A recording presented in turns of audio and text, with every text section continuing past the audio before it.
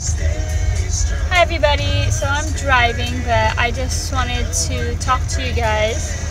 I just took Jinkies, my cat, to the dental specialist because she has malocclusion, and what that means is her teeth don't line up properly.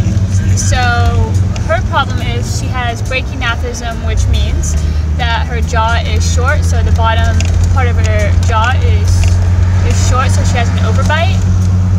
And it's also crooked to the left, so it goes back, so it's short and the back is further back. So what that is causing is her canines to poke the roof of her mouth. So the left one actually pokes almost to the middle of her palate in the mouth, and then the right one pokes her like in between a couple of her teeth. A couple of her premolars behind the canine, and the bottom canines usually kind of overlap the top ones. So that means that I have to have them extracted, which I don't want to do because the canines have really long roots and they have a lot of structure to that bottom jaw, so I don't really want to damage that, especially at such a young age, even though she'll probably heal and be okay, but I don't want to risk that at all, personally. And so what they're going to do is I have to do ball therapy. So this is actually a common thing in dogs, not cats. So, and it's funny because my cat already thinks she's a dog because I've had her since she was 5 days old, and she grew up with Dougal here. And she actually hates cats. If she's around a cat, she gets very, very upset. And anyway, let me park real quick. Let's just park right here. And so we have to wait a month because she's still only 6 months old, so the doctor wants to wait a month to do it, but we have to clip her left tooth and kind of cap it. So we want to keep the nerve alive and cap the tooth so it doesn't poke into the roof of the mouth again. And then for the right tooth, in the meantime, she wants me to use a ball. It's called ball therapy. So what you do is you try to encourage them to play with a ball, and like it kind of rests in between the teeth and kind of helps encourage the canines to kind of go out, so it'll kind of scissor with the other teeth so it no longer pokes the roof of the mouth, which will be tricky because she's a cat and she doesn't really play with balls. So that'll be interesting. And I got a Kong ball because it was the only thing that had a small enough round part to fit in her mouth. So, and some Kong juice, which Dougal likes.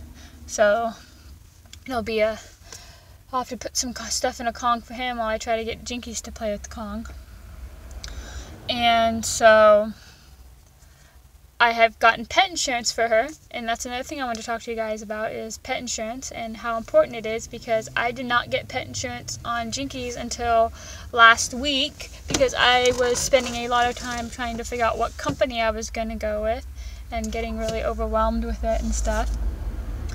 And so I'm going to be paying out of pocket for this one because it's considered a pre-existing condition since we've already made notes on it in her medical record. When she got spayed, I had the doctor look at it, so an idea of what to expect as the teeth grew and what we could do about that. And he had made notes on that, so it's considered a pre-existing condition.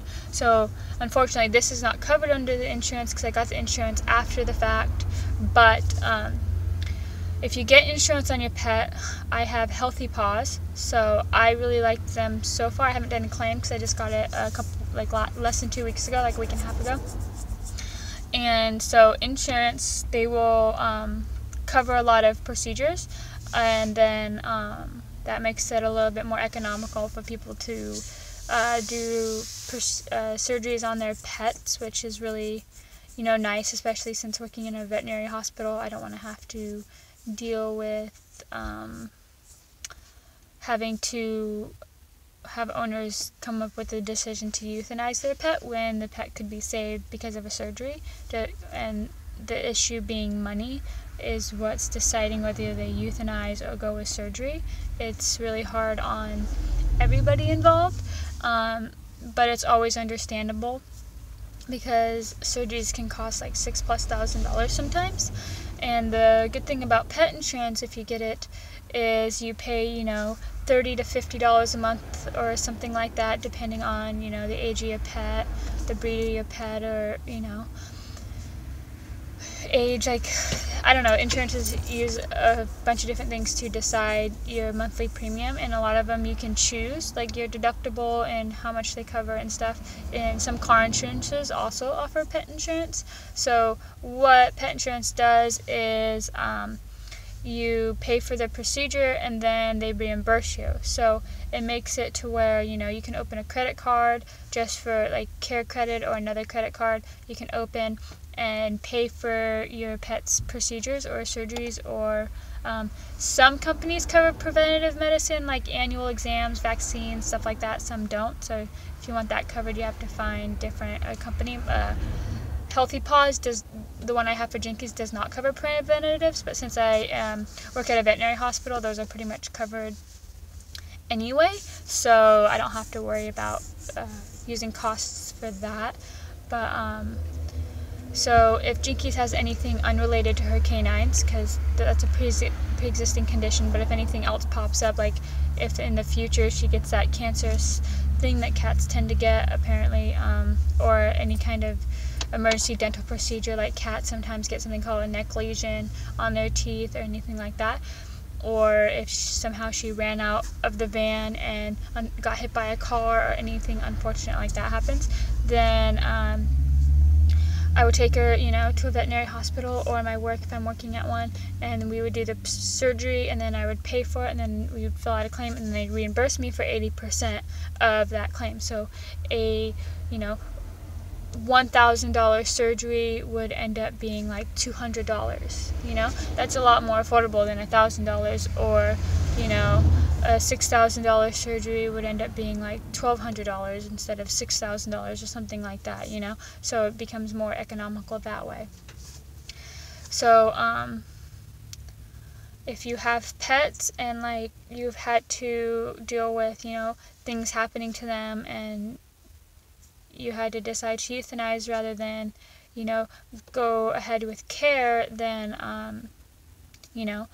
maybe look into pet insurance for a future pet, especially if you get a puppy. Like, if you get a puppy, or especially a purebred puppy, they have the most health issues, so I wouldn't get a purebred puppy because mixes are a lot healthier.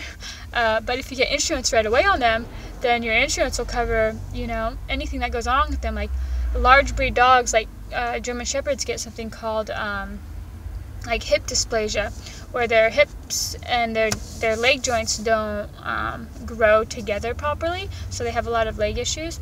But you can do a surgery that kind of helps correct that. So if you have a large breed dog, or like Great Danes, they get bloat to where their stomach twists, and that becomes an emergency surgery.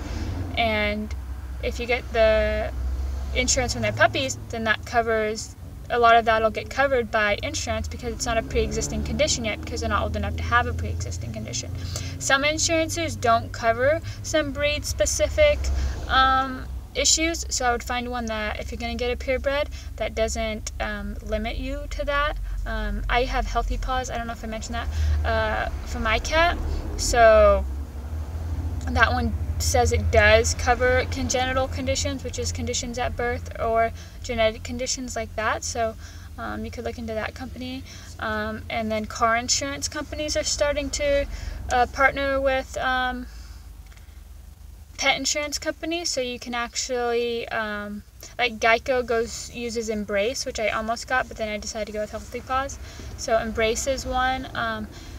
Geico has that, and then I know State Farm has like pet insurance. So I would look through your car insurance. If you don't want to like have a separate bill, you can just kind of what's it called, bundling. You can bundle your pet insurance with your car insurance, and just you pay monthly, and then if anything happens with your pet, you just pay it and then get reimbursed. So yeah, I would definitely look into it, especially, you know, if you have pets or you plan on getting pets,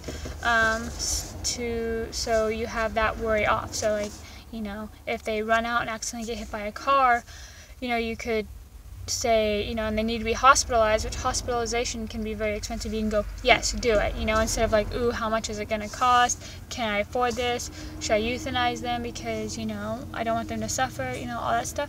It takes, you know, the weight of finances off. You can just be like, yes, let's do it, and then you figure out the finances later because your insurance, you know, the insurance should reimburse you for a large sum of that. So something to think about.